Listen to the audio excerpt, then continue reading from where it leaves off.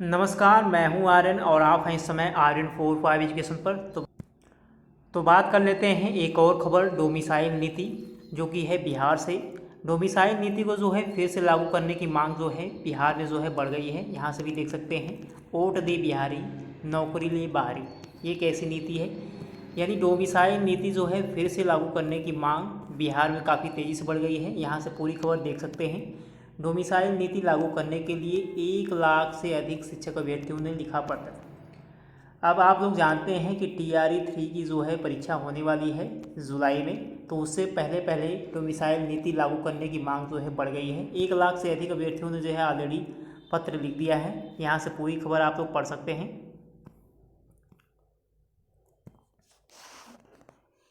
BPSC शिक्षक नियुक्ति परीक्षा तीसरे चरण में डोमिसाइल नीति पुनः लागू करने की मांग राज्य के शिक्षक अभ्यर्थी कर रहे हैं। डोमिसाइल नीति लागू करने की मांग को लेकर 1 लाख पत्र बिहार सरकार को लिखे गए हैं।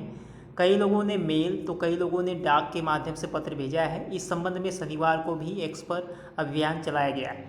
बिहार में डोमिसाइल नीति लागू करने को लेकर एक्स पर इसे ट्रेंड कराया गया। तीसरे चरण की नियुक्ति परीक्षा में शामिल उम्मीदवार चेतन, सुभाष, ऋषिकेश, राहुल, MD, जाहिद हुसैन आदि ने भी अपनी मांग रखी है।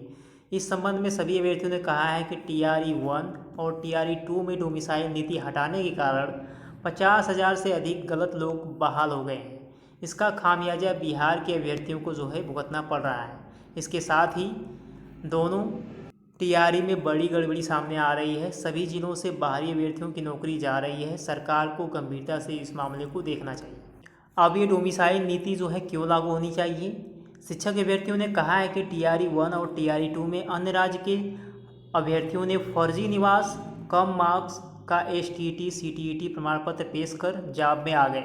अन्य राज्यों में भी पहले से ही स्थानीय नीति लागू है, इसलिए अब आगे से कोई समस्या न हो, इसके लिए बिहार में भी डोमिसाइल नीति जो है लागू करने के लिए जो है मांग की गई है।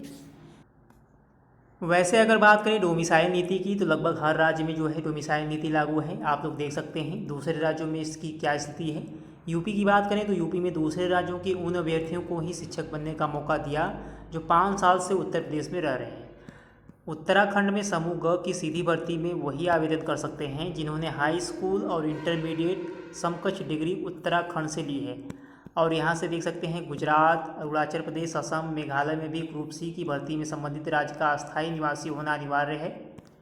पश्चिम बंगाल और केरल जैसे राज्यों में सरकारी नौकरी के लिए कोई भी भारतीय नागरिक आवेदन कर सकता है। और अगर बात करें झारखंड की, झारखंड में प्रारंभिक शिक्षक भर्ती में दूसरे राज्य के अभ्यर्थी शामिल नहीं हो सकते।